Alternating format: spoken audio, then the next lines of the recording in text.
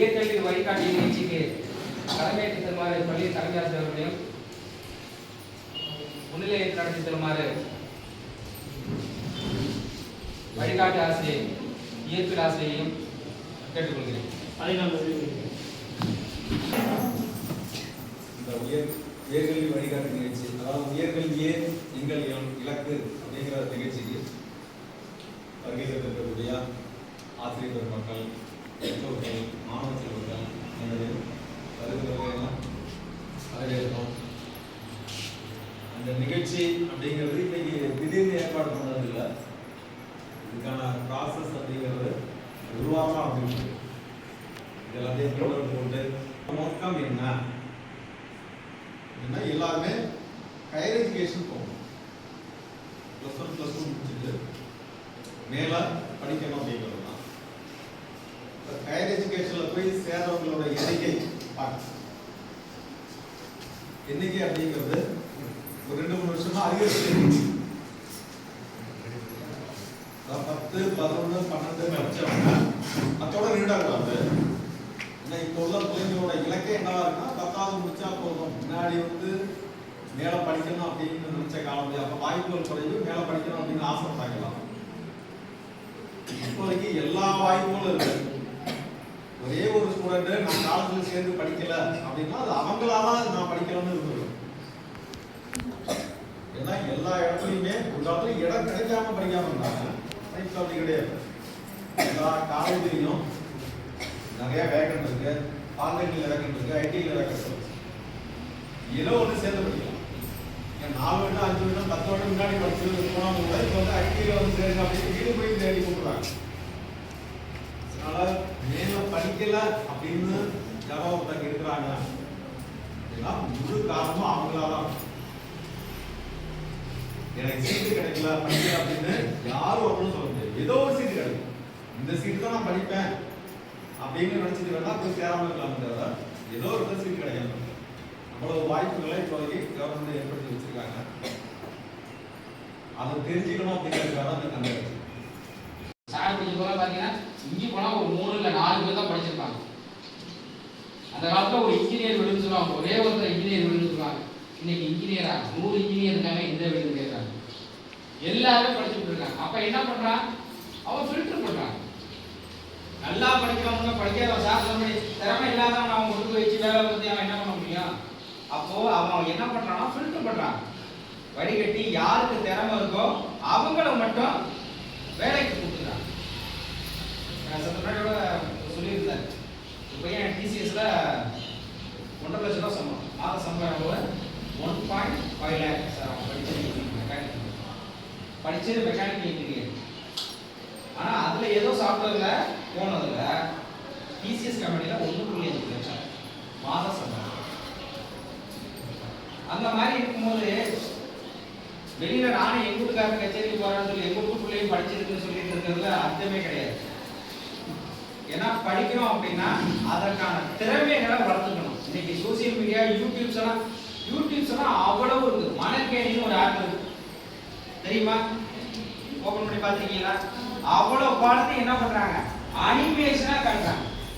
Teacher கூட சொன்னாங்க, அந்த ஜெனரேட்டர்னாக்க அது எப்படி ரன் ஆகுது, எந்த இடத்துல அந்த எலக்ட்ரான்ஸ் வருது, எலக்ட்ரான்ஸ் போகுதுங்கிறது அவ்வளவு அருமையா அனிமேஷனா சொல்லியிருக்காங்க. அதே போல கெமிஸ்ட்ரினா அதுக்கேற்றபடி இருக்கு, மேக்ஸ்னாக்க அதுக்கேற்றபடி அதை எப்படி சால்வ் பண்ணலாம், ஸ்டெப் பயாலஜி சுவாலஜி எல்லாமே இருக்கு.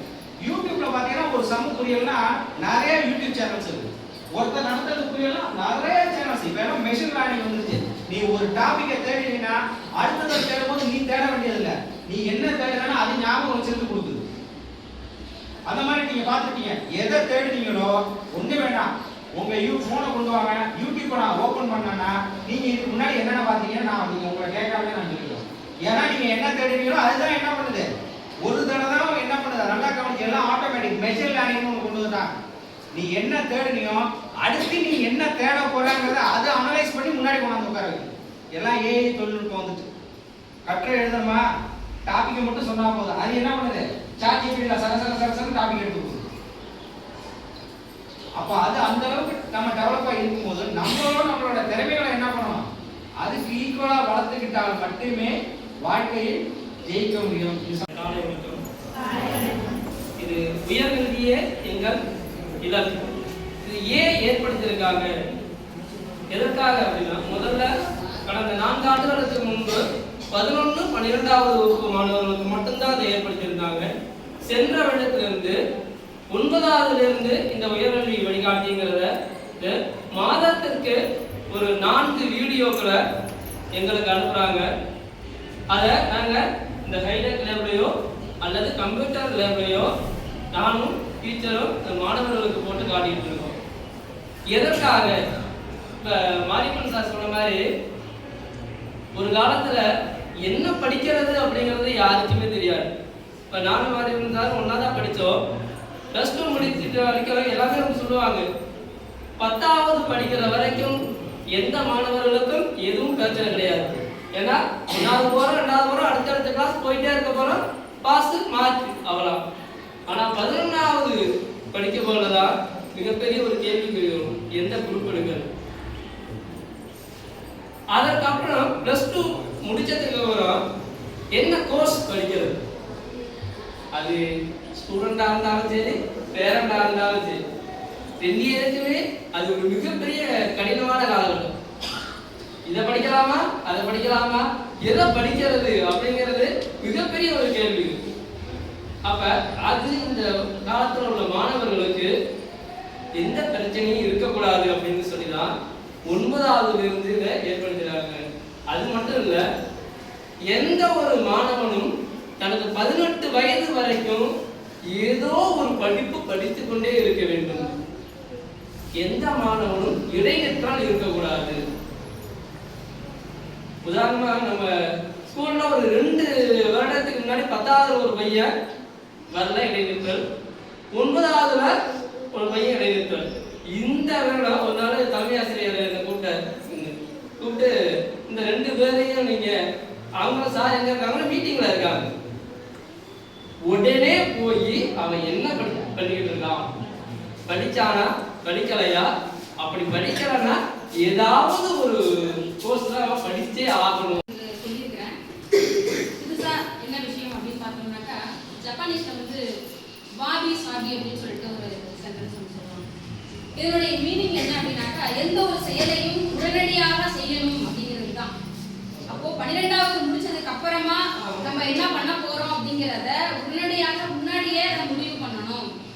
இதெல்லாம் நம்ம வந்து அந்த வாபி சாபி அப்படிங்கிற வார்த்தையை வந்து நம்ம எடுத்துக்கலாம். இப்போ நம்ம எல்லாரும் என்ன நினைக்கக்கூடியது என்ன அப்படின்னா, 12வது படிச்சுட்டு இருக்கோம், படிச்சு முடிச்சதுக்கு அப்புறமா மார்க் வரும். அந்த மார்க்கை பார்த்துட்டு அதுல எவ்வளவு மார்க் வருதோ அதுக்கு தகுந்த மாதிரி நம்ம போய்க்கலாம் அப்படிங்கிற ஒரு மைண்ட் செட் தான் இங்க இருக்கக்கூடிய அத்தனை மாணவர்கள்ட்ட உண்டாயிருக்கு. அப்படிதான் நினைச்சிட்டு இருக்கீங்க. ஆனா அப்படி கிடையாது. ஏன்னா இந்த காலம் அப்படிங்கிறது போட்டிகள் அதிகமா இருக்கக்கூடிய காலம், போட்டி தேர்வுகள் அதிகமாக இருக்கக்கூடிய காலம். அதனால என்ன வகை படிக்கணும் அப்படிங்கிறத முன்னாடியே முடிவு பண்ணி அதுக்குரிய போட்டி தேர்வுகள் பார்த்தீங்கன்னாக்கா அடுத்த வருஷமே சில பேர் வந்து சட்டம் படிக்கலாம்னு ஆசைப்படலாம், சில பேர் வந்து நல்ல ஒரு காலேஜ் இன்ஜினியரிங் படிக்கலாம் ஆசைப்படலாம், சில பேர் டாக்டர் ஆகணும்னு ஆசைப்படலாம், சில பேர் நர்சிங் போகணும்னு ஆசைப்படலாம். ஸோ ஒவ்வொருத்தருடைய விருப்பங்கள் அப்படிங்கிறது முதல்ல விருப்பப்படணும், ஆசைப்படணும். முதல்ல என்ன பண்ணணும், ஆசைப்படணும். ஆசைப்படணுங்கிறது அத்தனை பேரும் ஆசைப்படணும். வகுப்புல முதல் ஃபர்ஸ்ட் ஒரு 10 ரேங்க் எடுக்கிறவங்க, நல்ல பெஸ்டா படிக்கிறவங்க, அவங்க மட்டும் தான் ஆசைப்படணும் அப்படின்னா கிடையவே கிடையாது. வகுப்புல இருக்கக்கூடிய கடைகோடியில இருக்கவங்களும் என்ன பண்ணணும், ஆசைப்படணும். இன்னும் சொல்ல போனா நல்லா பெஸ்டா இருக்கக்கூடியவங்களுக்கு வந்து சில சமயங்கள்ல வாழ்க்கையில ஒரு தாழ்ந்த நிலைக்கு போகிறதுக்கு வாய்ப்புகள் கூட இருக்குது. என்ன காரணம் அப்படின்னா, அவங்களுக்கு தோல்விங்கிறதே கிடையாது.